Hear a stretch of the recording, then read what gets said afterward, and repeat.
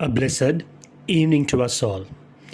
As we are drawing near to the end of our 30 days of fasting and praying and seeking the Lord to fall in love with Him, I pray that our love for Him will grow beyond the end of these 30 days of fasting and praying. Today, yet again, we reflect on another title or name that Jesus is referred to, and that is the Son of God. When we refer to Jesus saying He is the Son of God or God's Son, what does it mean? Jesus is not God's Son in the sense of a human father and a son. God did not get married and have a son. Jesus is God's Son in the sense that He is God made manifest in human form. John chapter 1 verse 1 and verse 14. Jesus is God's Son in that He was conceived in Mary by the Holy Spirit. In Luke 1:35, it is declared, "The angel answered, the Holy Spirit will come upon you, and the power of the Most High will overshadow you. So the Holy One to be born will be called the Son of God."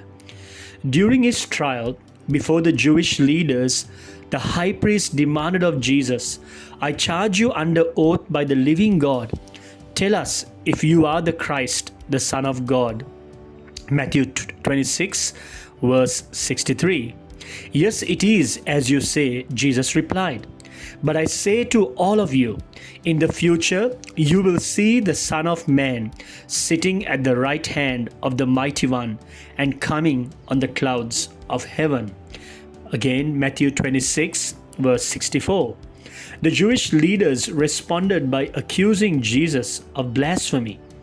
Later, before Pontius Pilate, the Jews insisted, "We have a law, and according to the law, He must die, because He claimed to be the Son of God."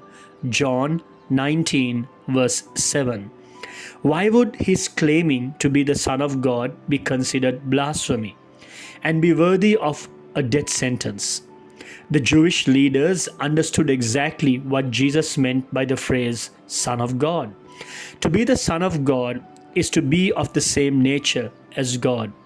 The Son of God is God. The claim to be of the same nature as God, to in fact be God, was blasphemy to the Jewish leaders. Therefore, they demanded Jesus' death in keeping with Leviticus 24:15. But Hebrews 1:3 expresses His name very clearly, this title very clearly. The Son is the radiance of God's glory and the exact representation of His being. Jesus is the Son of God. The Son of God is God. Jesus is God made manifest. God bless you all.